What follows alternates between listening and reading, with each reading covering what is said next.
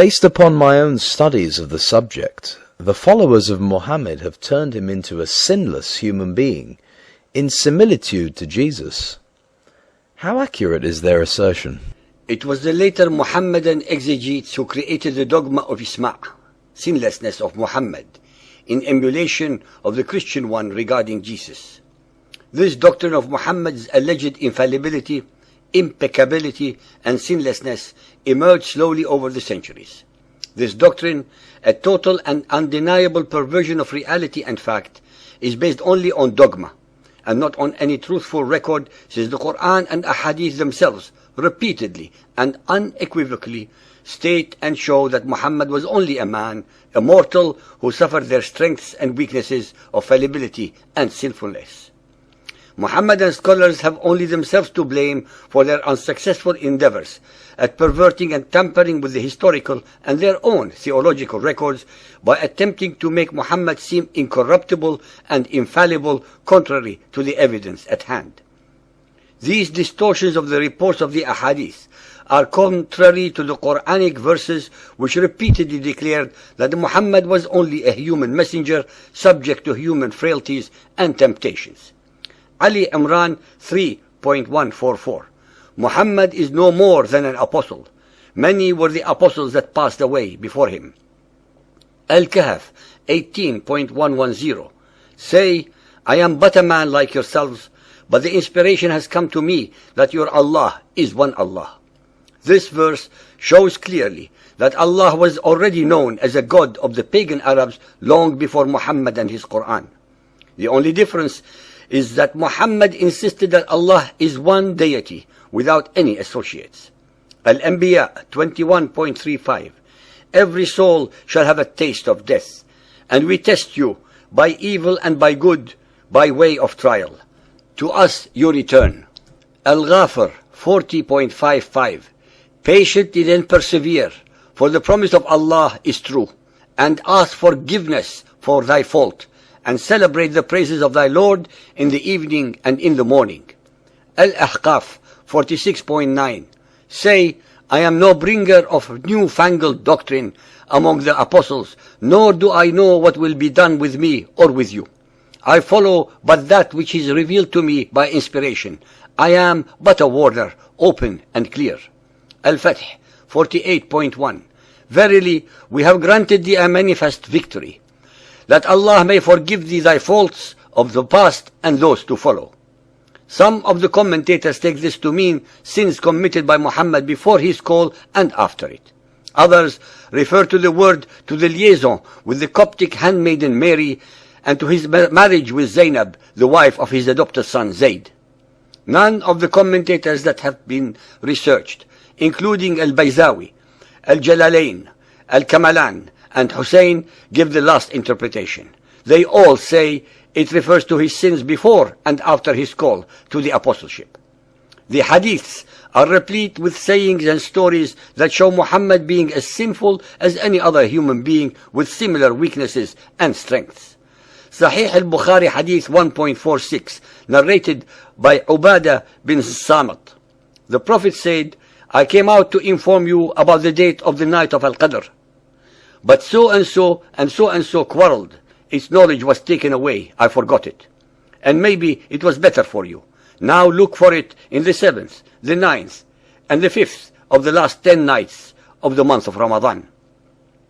Muhammad, allegedly the greatest of the prophets, forgot the date of the most momentous instance of his life, the night when the first verse of the Quran was allegedly revealed to him by the angel Gabriel. Sahih Bukhari Hadith 1.394, narrated by Abdullah. The Prophet turned his face to us and said, if there had been anything changed in the prayer, surely I would have informed you. But I am a human being like you, and liable to forget like you. So if I forget, remind me. Sahih Bukhari Hadith 8.388, narrated by Aisha. The prophets used to say, O Allah, I seek refuge with you from the affliction of the fire, the punishment of the fire, the affliction of the grave, the punishment of the grave, and the evil of the affliction of poverty, and cleanse my heart from all sins. Sahih Muslim Hadith 328, narrated by Abu Hurairah. The Messenger of Allah said, I found myself in Hijr and the Quraysh were asking me about my night journey. I was asked about things pertaining to Bayt al-Maqdis, which I could not preserve in my mind. I was very much vexed, so vexed as I had never been before. Then Allah raised it, Bayt al-Maqdis, before my eyes. I looked towards it, and I gave them the information about whatever they questioned me. Yet again, Muhammad, the alleged greatest of all the previous prophets, who had only hours earlier just returned from his night mythical journey, already forgot what the Temple of Solomon looked like, although he had just declared that he had led all the other prophets in prayers there a few hours earlier. Moreover, the listener should be made aware that in the days of Muhammad there was no Temple of Solomon in existence, since it had already been destroyed by the Romans 550 years earlier. Muhammad was blatantly deceiving and lying to his followers. Sunan Abu Dawood Hadith 5036, narrated by Abu al-Azhar al-Anamari. When the Apostle of Allah went to his bed at night, he would say, "O Allah, forgive me my sin. Drive away my devil. Free me from my responsibility and place me in the highest assembly." Sunan Abu Dawood Hadith 5043, narrated by Aisha al-Mu'mineen. When the Apostle of Allah awoke at night, he said, "There is no God but thou. Glory be to thee. O Allah, I ask thy pardon for my sin, and I ask thee for thy mercy." Al-Tabari 6.75, Messenger, how did you first know with absolute certainty that you were a prophet? He replied, 2 angels came to me while I was somewhere in Mecca. One angel said, "Open his breast and take out his heart." He opened my chest and heart, removing the pollution of Satan and a clot of blood, and threw them away.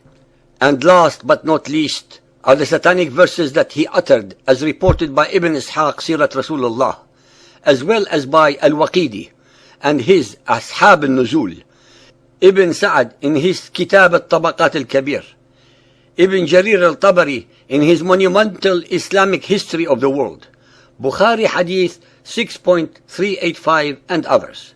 Originally, the Quran followed Al-Najm 53:19. Have you seen Lat and Uzza and another, the third goddess Manat?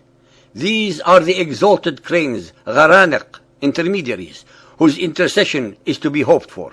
These verses were later abrogated and edited out and replaced with 53.21. What? For you the male sex and for him the female? Behold, such would be indeed a division most unfair.